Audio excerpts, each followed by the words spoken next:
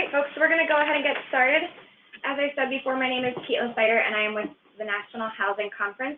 I am joined with a bunch of folks from the Federal Housing Finance Agency, and they're going to be walking us through the Federal Home Loan Bank's Affordable Housing Proposed Rule. So we've got Ted Wortell, Marcia Berenger, Tiffany Moore, Eric Howard, Sharon Like, Adam Pesic, and Daniel Safran from the Office of Housing and Community Investment at the Division of Housing, Mission, and Goals at FHFA.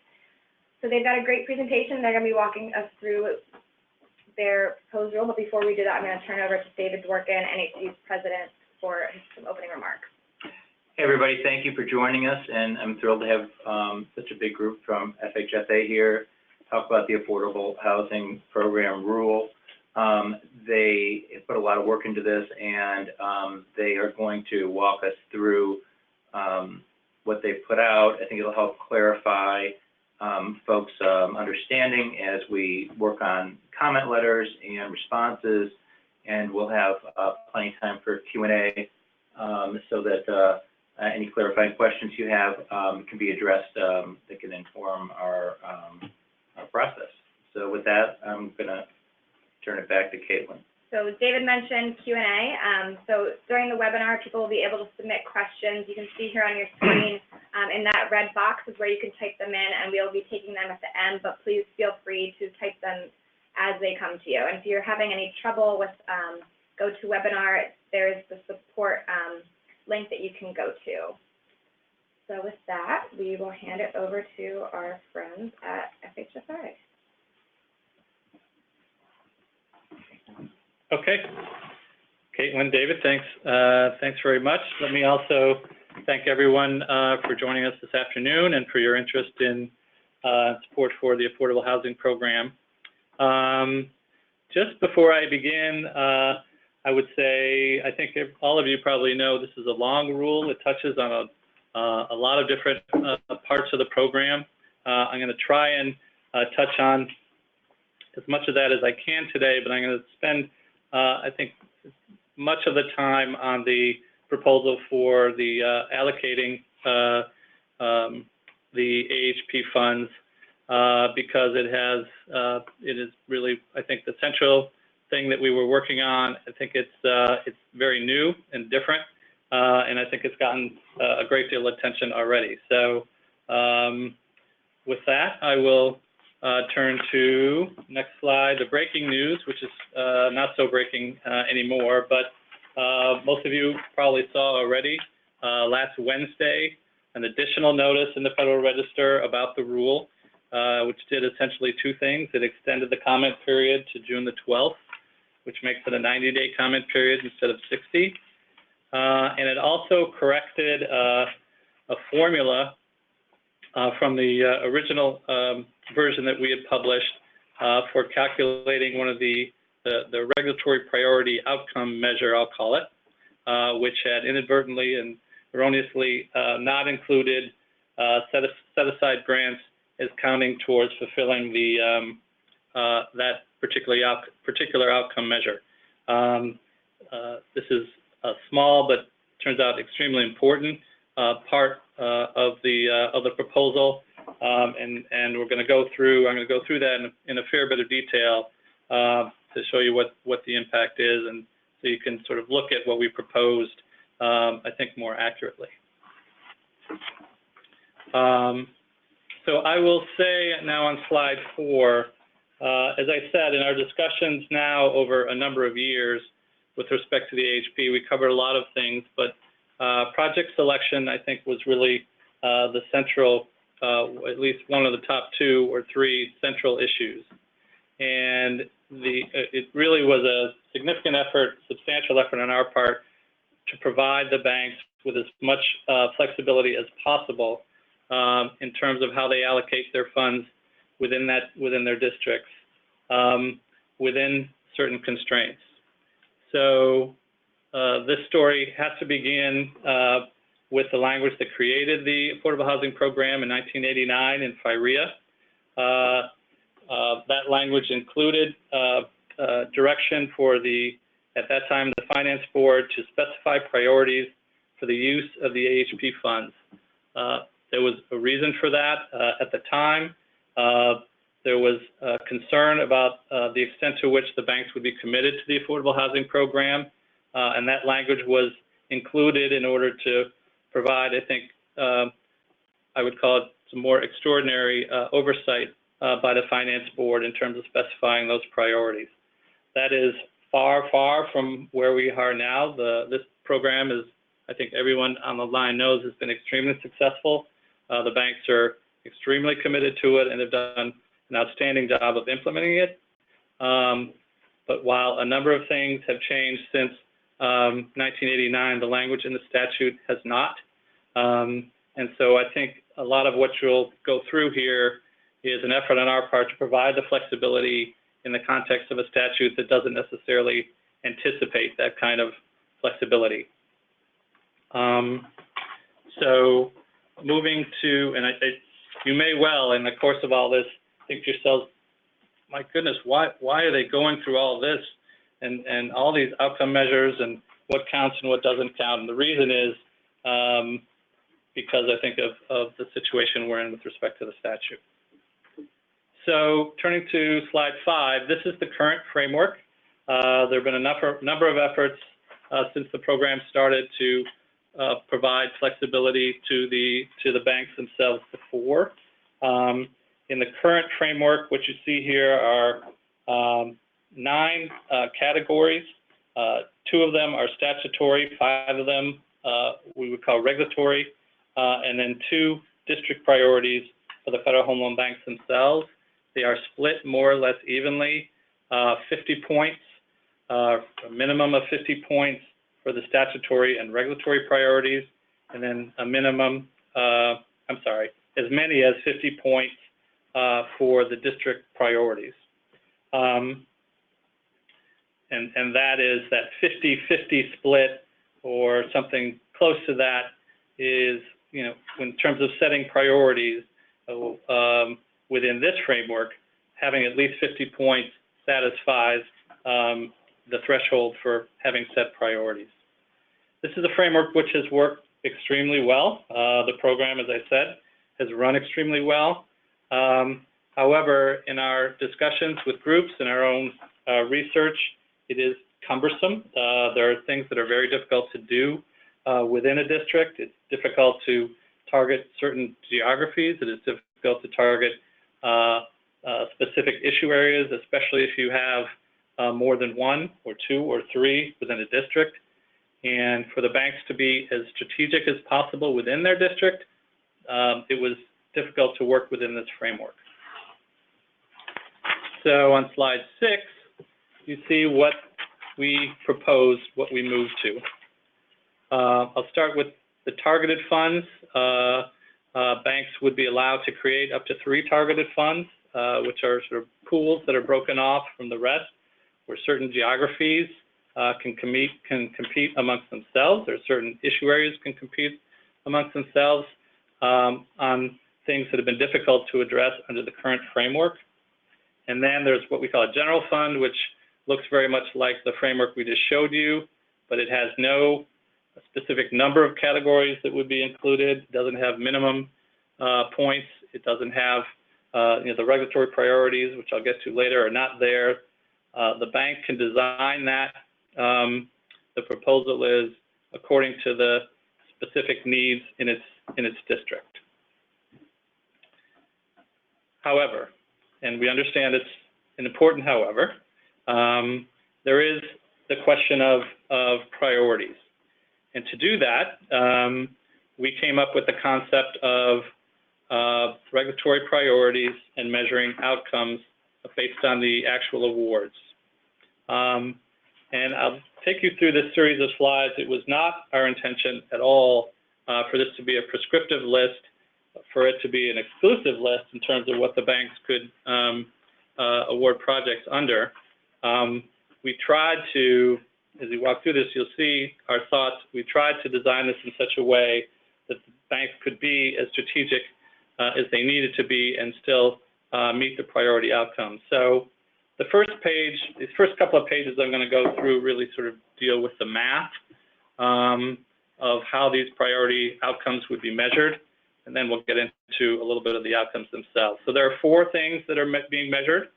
The first 2 are from the statute.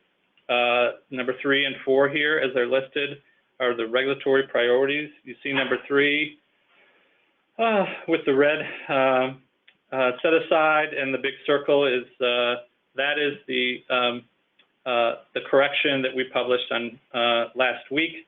That is adding the set aside to the calculation of outcome measure number 3, which includes the regulatory priorities that I'll talk about in a second. So why is this correction so important? So here's why we think it's important. So if you take an example of a $30 million total AHP allocation, and I'm just looking now at the corrected outcome measure. So I'll call it number 3. So 55% of that 30 million would have to fall under the regulatory priorities to be met. So that's $16.5 million. This chart here shows 3 different scenarios. Under the first, a bank would allocate 20% to its set aside. Under the second, 30%. Under the third, 40%. So in looking at the set aside, we believe that a very decent rule of thumb for most of the banks would be that about 90% of their set aside funding would qualify under the regulatory priorities, which include counseling, which are required under home purchase for first-time home buyers. It includes rehab. So this table includes that assumption.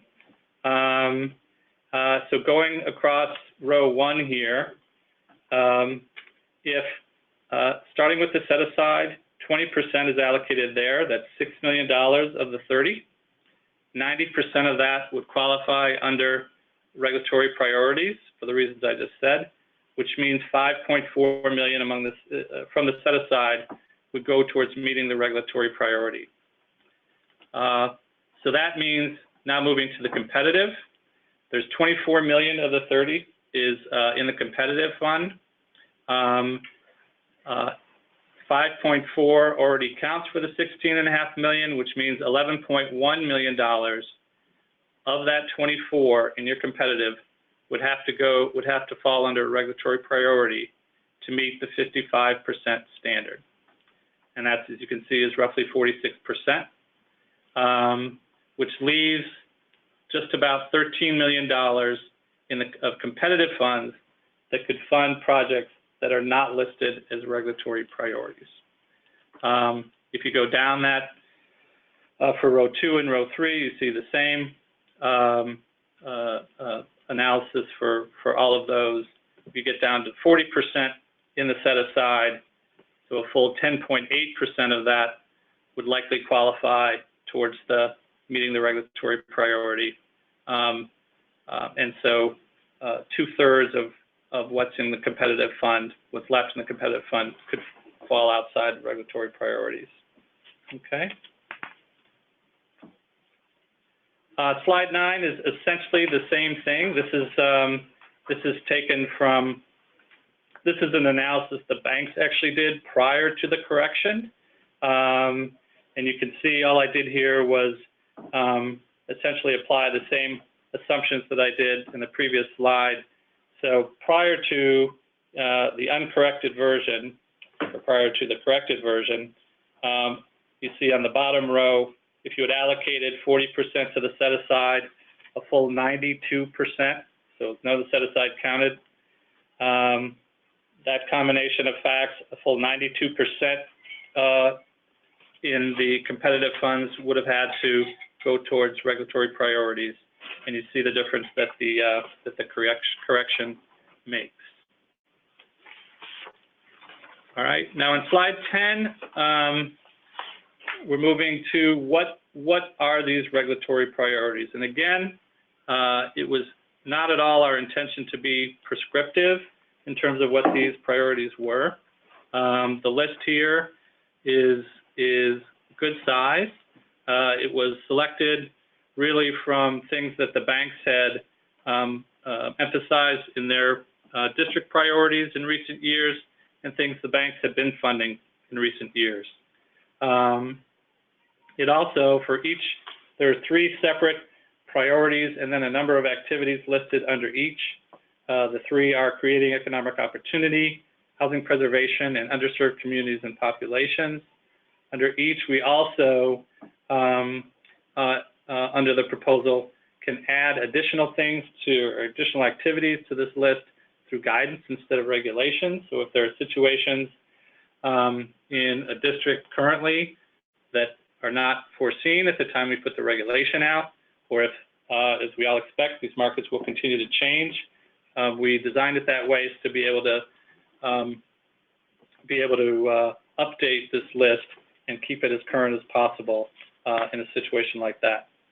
At least that's what, and we certainly, throughout all of these, I would emphasize with each slide that people's comments in these would be very, very helpful.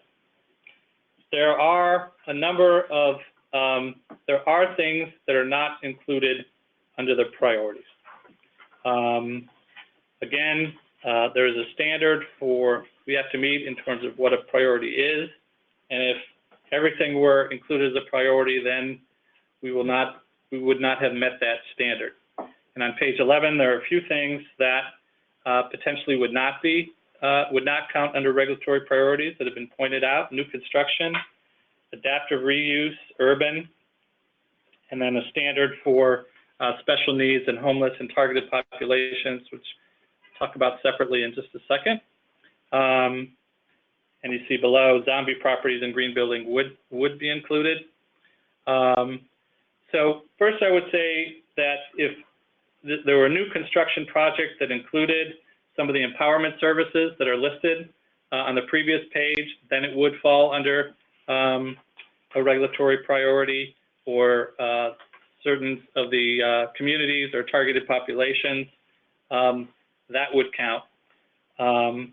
But certainly there are many cases where new construction would not fall under a regulatory priority. We thought through this. We felt that there would be enough room within the competitive part of the program to be able to address these projects and still comfortably meet the regulatory priority level that we required. And we have some examples of that just a little bit later.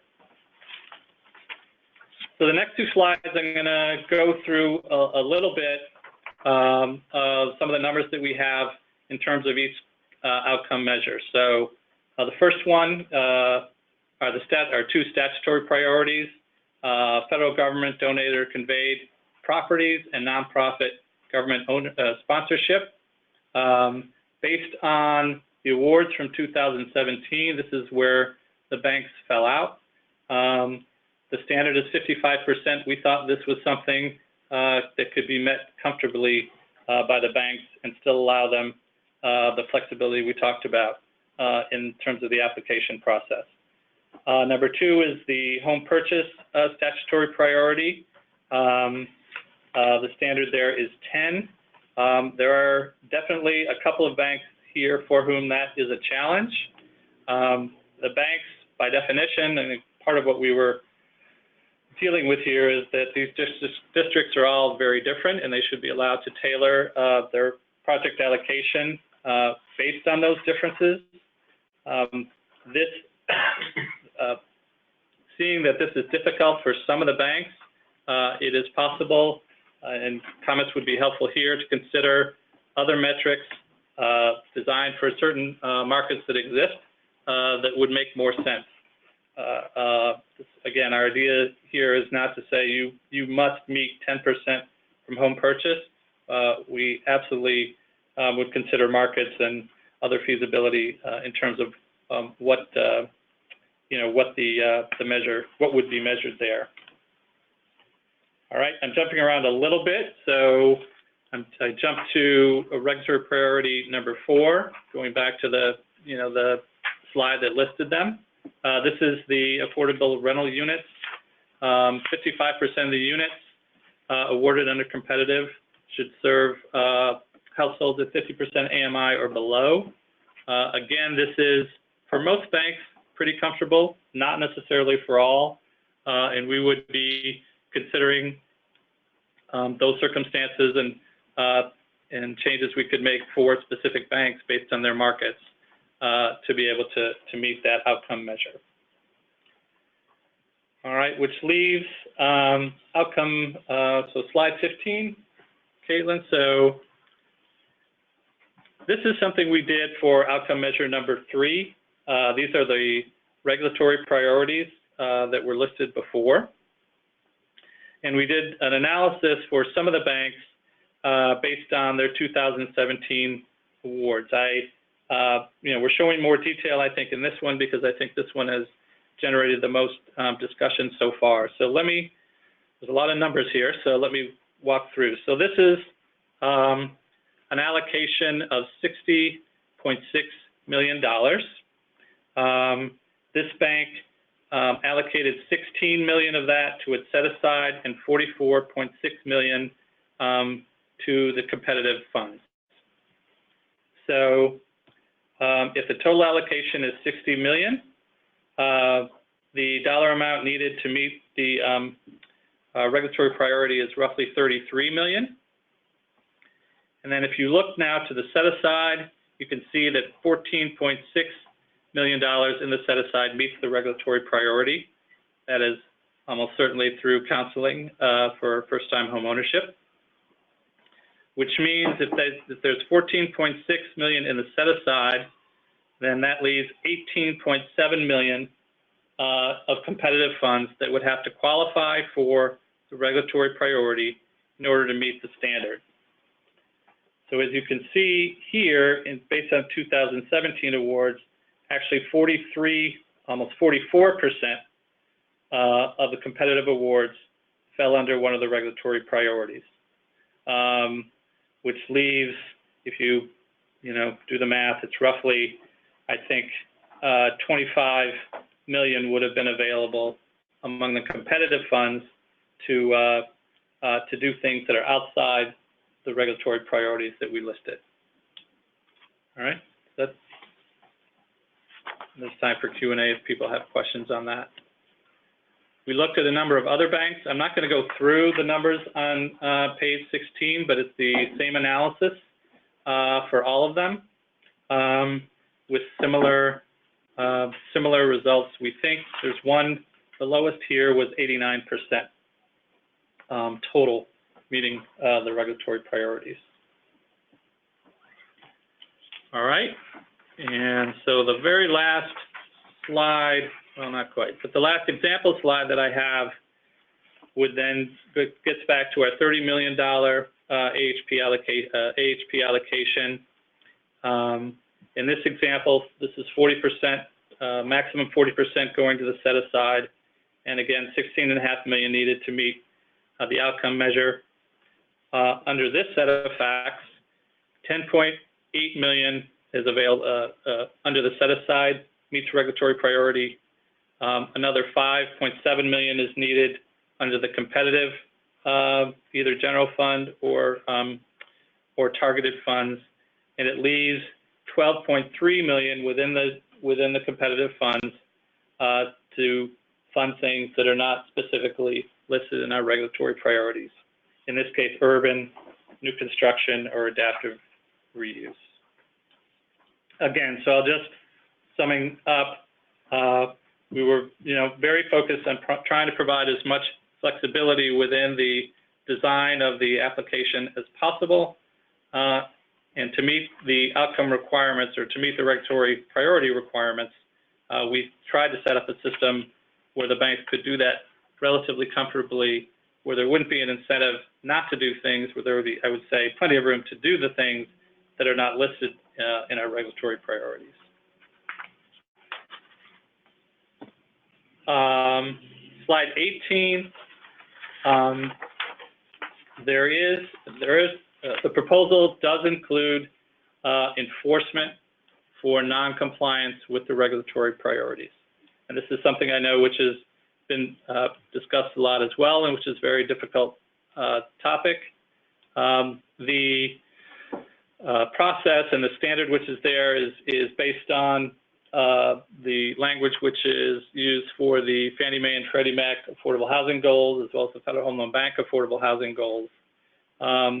Just a couple of things to point out. It includes a feasibility determination. So that is, so each year, if a bank were to fall short of an outcome requirement, it would not be an automatic enforcement. It's something that would be discussed in terms of the reasons for that, what might be happening in the market or other reasons for it. We also envision a transition period of 2 or maybe even 3 years where we would go through this process without any enforcement being in place.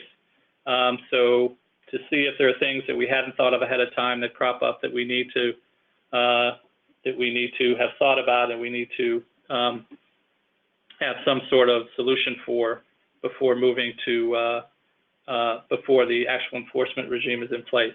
I will also say and invite people's comments on this. There is a whole spectrum of enforcement kinds of activities that can take place before housing plans or anything like that. It doesn't have to move to that right away. So in terms of what potentially, if it's worthwhile, the kind of flexibility we're talking about is worthwhile, what that enforcement regime might look like, it would be helpful to get comments on that as well. So I think that covers a fair bit in terms of project selection. A couple of clarifications from things that we have heard. We thought it was worthwhile of things that we have heard so far.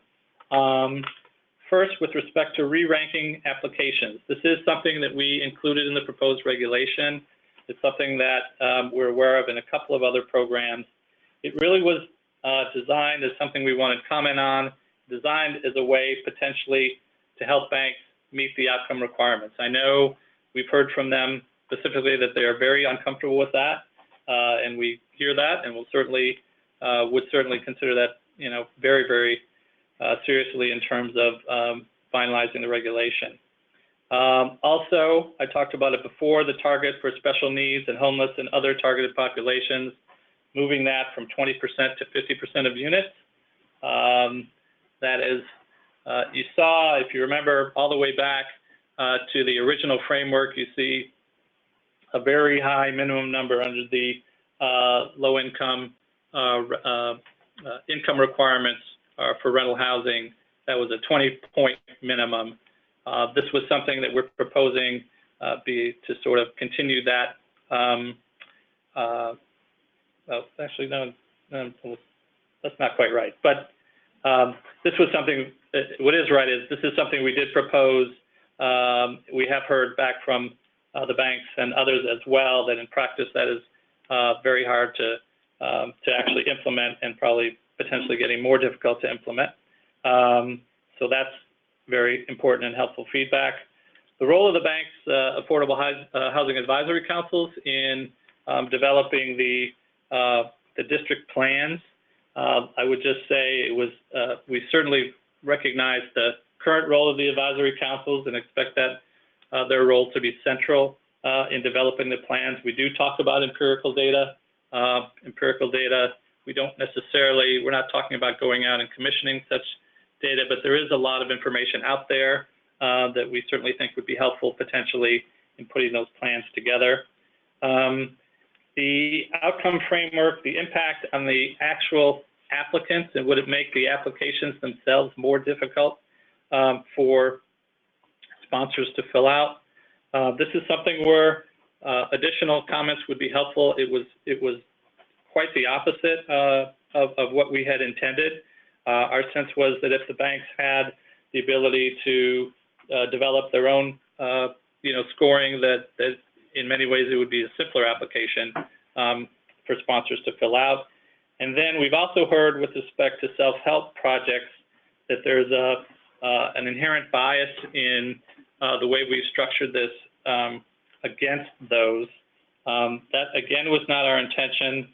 I think this goes to the fact that the regulatory priority that 55% of the units would have to be available for families at 50% AMI or below. That applies specifically to rental units and not homeownership units. So again, We think that that bias is not inherent in what we proposed, but appreciate additional comments on that. So that really brings us to the end of the project selection part of the presentation. And I'll just touch on a few of the other things as well. So on the homeownership set-aside program, we propose to increase the maximum subsidy limit from $15,000 to $22,000. That is roughly in line with the increase in FHFA's house price index since 2002, which is when that $15,000 was set.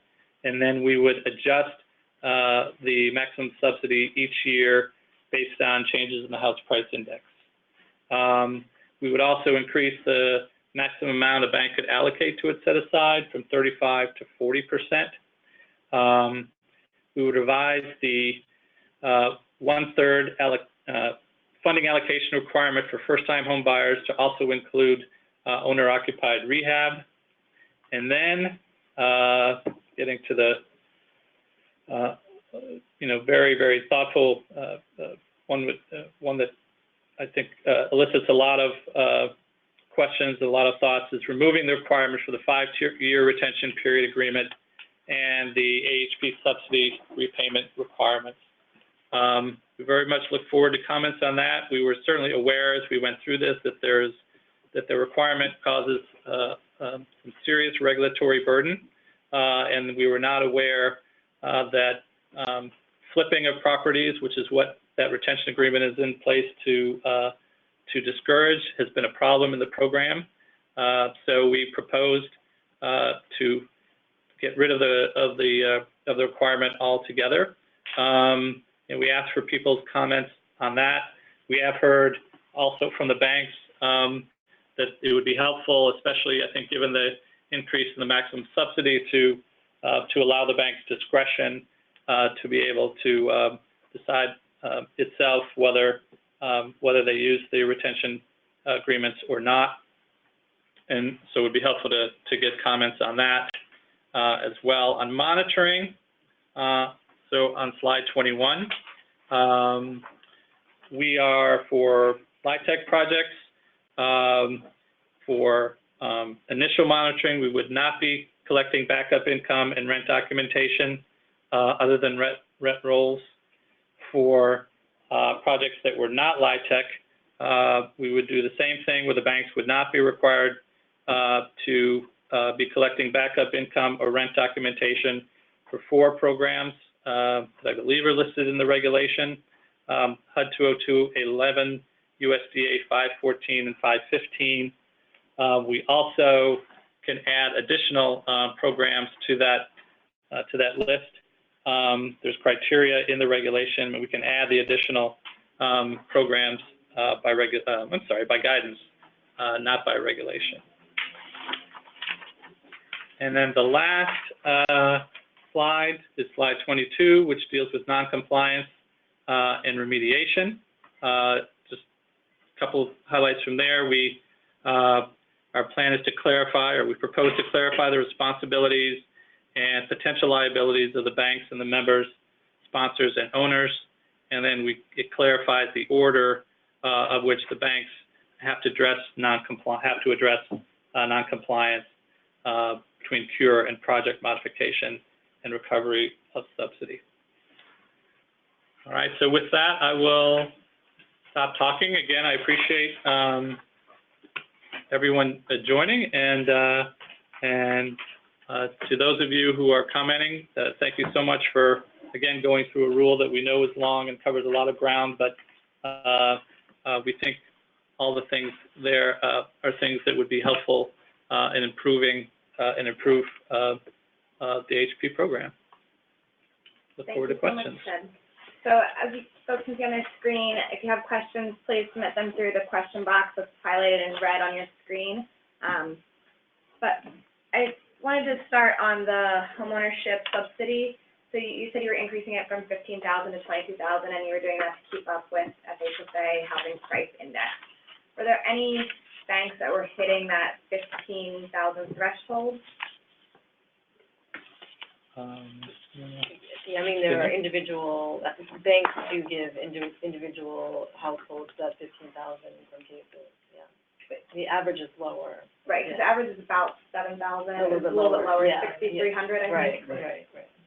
But in, high-cost markets, the 15,000, we heard from banks and high-cost markets that was a need to go beyond the 15,000.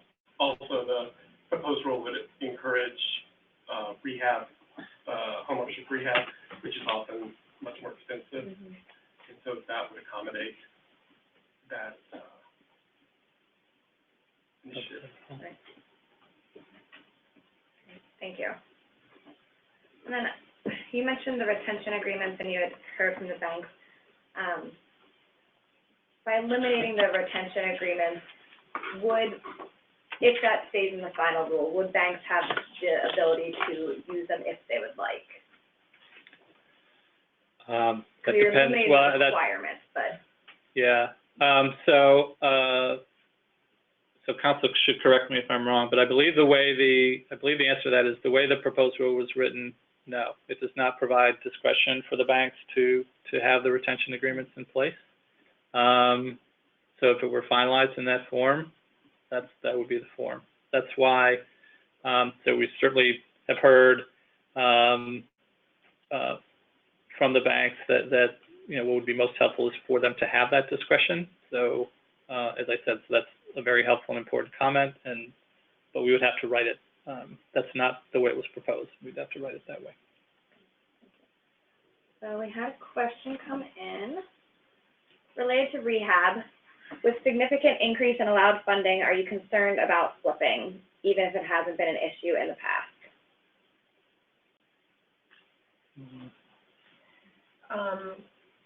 Yeah, this is Marcia Berenger. I would say, yes, that is a discussion that we've certainly had. And we asked a question specifically about how to prevent flipping and would be really interested in your comments. Okay, so we have another question. Are the regional banks permitted to adopt a subsidy threshold for homeownership of less than the new $22,000 limit? Yes, it's up to 22,000, so absolutely. And I would just say that many banks actually have a number of programs under the homeownership set-aside programs, and they may even have different limits for different programs. So they may have, some banks have special programs, say, for homeowners with disabilities, for military veterans, for Matching programs. matching programs, and they may have different amounts that are the top limit for those different programs. Also, the different members of the banks have different thresholds also.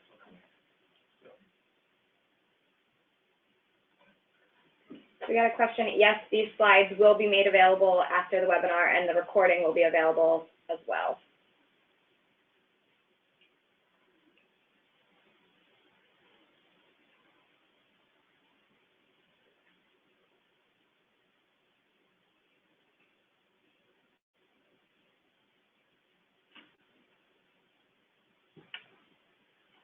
So you mentioned the 2 to 3 year transition plan that you're thinking about for enforcing, and a range of other activities that come before a housing plan. Could you touch on what those look like, or what you're kind of thinking? Do you want to start? Yeah, that could include something like an MRA, which is a matter requiring attention, or, a bank may commit to changing the practice going forward. So they might not be cited for a violation, but they would change how they're doing things going forward. Could be a memorandum or some kind of agreement, all those sorts of actions that fall short of an actual plan. I also think that part of this whole thing would be transitioning, since this is something new, the agency would work with the banks to help them implement these outcome measures. This is something that's not going to arrive fully baked, and so it's going to take some time, and we would definitely work with them to help make sure that this is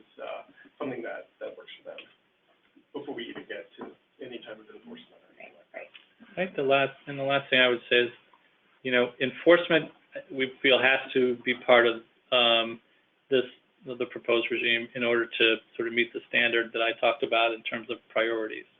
If you have the regulatory priorities and, without some way of measuring and without some sort of enforcement, we weren't sure we met the standard. However, there is, again, just to summarize what Sharon and Eric talked about, there is flexibility in terms of what that enforcement looks like. Thank you. There's another question. What are the biggest concerns the banks have raised with you, and what has your response been? What has our response been? I don't know that we. I guess I would. Again, counsel, correct me. Sort of within the rulemaking process, there's not much we can do in terms of a response at this point. We can have meetings and discussions, I think, relatively freely. The requirement is that those things are entered in the public record. What I think is a little bit different this time, I would say, Caitlin, is that we had a correction, which we talked about, and so unfortunately we didn't have time to send these sort of new simulations to the banks first, but we'll do it shortly after that. So that is something that we'll make available. So there was new information, if you will. Does that answer your question? Yeah, I think one of the things that also is it's a large reg, and so we just wanted to make ourselves available so people understand what the proposal entails. Yeah, and I just want to follow up on that, because one of the reasons that people like this program so much is that it's easy to use, that it's simple, and there was talk initially about it being made easier to use. Yeah. And yet the reg comes out and it's so much longer, and I think that's had, a real impact on folks and saying, what are we going to do with this? And can you talk through why the reg needed to be so long and why and has it in fact been simplified, or have we actually made it more complicated? I will say, this is Tiffany Moore. Yeah. I will say part of the reason for the links is we have so many questions. We realized with the proposed rule that there were a lot of internal discussion about different aspects that we really wanted some additional comment on, and things that we had conversations with the banks. We also felt like our additional stakeholders, we wanted to garner their input as well. So that's the reason why we had the additional questions in there, as far as numbering them and ensuring that if there were things that we felt like weren't necessarily explained in the preamble, and I guess in extreme detail, or we felt like that the regulation needed we wanted to make sure that we were able to garner as much input as possible. So I will say that will account for at least some of the links to that, as far as the number of questions that were in there. And I would just add on to this. This is Marcia. Of course, what's published in the notice of proposed rulemaking is the preamble and the regulation. I don't think that the regulation itself is necessarily longer. One thing we did do in the regulation, and we did it in order to make it more user-friendly, and it looks longer because there's a lot more numbers, because we had a lot of really, really long sections in the regulation before, and it was hard to follow if you were reading it, figure out what section you were in. Was it, A, Roman numeral 1, capital A, and so we ended up breaking up a lot of those sections into shorter, more manageable pieces, frankly, with the idea that if you were looking at this regulation, as most people do on a computer, that you would have the section that you wanted be on one screen of your computer. You wouldn't have to scroll down. So there's more numbers, but the regulation itself is not really longer. As Tiffany said, there was a lot in the preamble that we wrote, both because it's been 10 years since there's been a major overhaul of this program, and we did propose outcome measures, which were new, and also because we did ask 41 questions within the body of the preamble to help inform our decisions, because we were proposing a lot of new things. Yeah, I think just following up on something Marcia said, David, is the regulations, the last major revision was in 2006, I believe, and the preamble does take a lot of time and effort to provide clarification and provide additional information that arose on issues that arose over the course of those 10 or more years. And so that explanation is in the preamble. And many of these explanations were in response to requests from the banks themselves. We have two more questions that came in, and I encourage folks to continue submitting them. Can a bank change the target of their targeted funds every year or only add new funds? Can you change the target of their targeted funds? Yes, yes. If you had a targeted fund 1 year for, in the example slide, rental housing in Puerto Rico and the Virgin Islands, and the next year you wanted to have a targeted fund focused on recovery from opioid addiction, you could certainly do that. I think the one caveat is that you would, the bank, it's the you here, in the bank's targeted community lending plan, they would need to demonstrate there was a need for that new fund. But you could certainly change the kind of fund that you had and just still have one targeted fund. There would be, under the proposal, there is a timing issue because under the proposal, a bank would need to notify the public about the targeted fund so far ahead of before they implemented that fund to ensure that the public was aware of that fund, and also if there were sponsors that wanted to apply under that targeted fund. Thank you. And then we have another one. In moving the targeted threshold levels from 20% to 50% for special populations, are you concerned about compliance with HUD's guidance on Olmstead? This is Tiffany Moore. I will say, that was a part of our discussion and consideration. Doesn't necessarily mean that we understand that as far as, the integration mandate for special populations, and communities. That is something that is extremely important to us at the agency. Again, it is a proposal. There was internal discussion. That's the reason why we have it out for public comment. But we've definitely heard from the banks and our other stakeholders about, meeting that threshold, and that's something that we're definitely taking under advisement.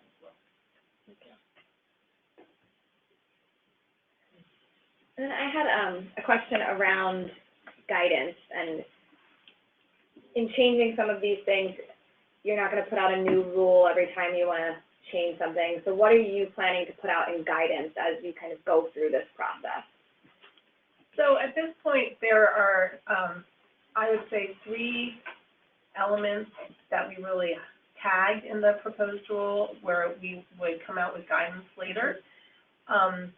And we tried to give a preview of coming attractions in the preamble so that we wouldn't say, oh, we're going to issue guidance later, and, you know, you can be left waiting until then as to what will be in the guidance. So those 3 issues are what we call the need for subsidy, which is establishing how much AHP money there should be in a project. That's one. The second one is under monitoring, which programs, federal programs can be subject to lower monitoring threshold where less information has to be submitted by sponsors to the banks. And the third item, which Ted mentioned, is if we were going to add any housing needs under the different regulatory priorities. So there's a really lengthy discussion about what we're proposing to issue in guidance, about the need for subsidy issues. It's been a subject of a lot of discussion, and we are interested in getting comments on the whole discussion that we presented in the proposed rule preamble. And we noted 4 programs on the monitoring issue that we're planning to allow for reduced monitoring. But we also are interested in getting more information about other programs where that may be appropriate. we did a lot of internal research. The program that we tagged particularly about being interested in getting more information because it was hard to obtain was about the project-based Section 8 CBRA program. But over time, we could expand that list or remove one of those programs in guidance if there happened to be some kind of issue with the program, and have discussed the regulatory priority issue that over time, if banks came up with a new housing need under one of the regulatory priorities, or stakeholders did, and we could consider amending that list by adding a new housing need under the regulatory priorities. Can you talk a little bit about how that list was developed in its current form? The list was really developed looking, and Ted said this, but at the current scoring categories and taking a good look at what the banks currently have as their own district priority scoring categories, with the sense that, as we said before, it's, in order to be considered a priority, everything couldn't be a priority. We also did look at another big regulation that came out recently at FHFA for Fannie Mae and Freddie Mac, the duty to serve regulation. And we did try to do some alignment between what those priorities are and ours. For instance, rural is one of the three base duty to serve areas, and preservation is another one. So, and once again, you know, we are open to comment about whether these priorities seem appropriate. If there's something, a tweak, recasting in some way, we're interested in getting comments on that too. That's all the questions that I have, and I haven't seen any more come in for a little while, so if people have more questions, they know how to get in touch with NHC, and we can share contact info for folks at FHFA, and also the comment process is still open through June 12th, so thank you for the extension. We are all very grateful for that. And for our members, if you have issue areas that you want to make sure that we raise in our comment letter, please let me know, or Caitlin, send us an email, and we'll consider that and hopefully factor that in. It's really important for us to know the full range of thoughts among our members. And I also want to just make a special point of thanking FHFA for coming in and doing this. It's really helpful, and it's particularly valuable as we develop our comments, and that we have a clear understanding of both what it says, what your intent was, because you know, we want to be able to give you the kind of comments that help you refine it and get us to where we want to be, and especially avoid unintended consequences, which, you know, my favorite saying is that the law of unintended consequences is never repealed. And so we try to avoid it as much as possible, and hopefully this will be one of those cases. Thank you. Thank you to our folks at FHFA and everyone who joined the webinar. And as I said, the slides and the recording will be made available and emailed out to all of our registrants. So with that, we'll end the webinar and have a good rest of your day.